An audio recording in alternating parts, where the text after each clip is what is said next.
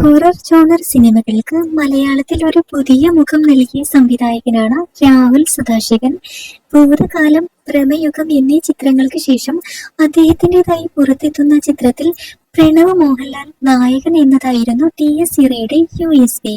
സമീപകാലത്ത് അധികമാവാതെ pre release promotion ഏറ്റവും സൂക്ഷ്മമായി ചെയ്യപ്പെട്ട ചിത്രം കൂടിയാണിത്. മലയാളത്തിൽ ആദ്യമായി റിലീസ് തടയുന്ന ഒരു ചിത്രത്തിന് പെയ്ഡ് പ്രീമിയറുകൾ നടത്തുന്നതും ഈ ചിത്രത്തിനാണ്. പ്രീമിയറുകളിലും റിലീസ് ദിനത്തിലെ ആദ്യ ഷോകളിലും മികച്ച അഭിപ്രായം ലഭിച്ചതോടെ ബോക്സ് ഓഫീസിലും ചിത്രം കുതിപ്പ് തുടങ്ങി. 6 ദിവസം കൊണ്ട് ആഗോള ബോക്സ് ഓഫീസിൽ നിന്ന് 50 കോടി ക്ലബിൽ കയറിയിരുന്നു ഈ ചിത്രം. കേരളത്തിലും മികച്ച ബോക്സ് ഓഫീസ് നേട്ടമാണ് ചിത്രം സ്വന്തമാക്കിയിരിക്കുന്നത്. ഒക്ടോബർ 31 തിയേറ്ററുകളിലെത്തിയ ചിത്രമാണിത്. ട്രാക്കർമാരുടെ കണക്കുകൾ പ്രകാരം കേരളത്തിൽ നിന്ന് ആദ്യവാരം ചിത്രം നേടിയത് 24.40 കോടി രൂപയാണ്. ഈ വർഷം കേരള ബോക്സ് ഓഫീസിൽ വിവിധ ഭാഷാ ചിത്രങ്ങൾ നേടിയ ആദ്യവാര കളക്ഷൻ നോക്കിയാൽ 5ാം സ്ഥാനത്താണ് ടി.എസ്. ഇറെ.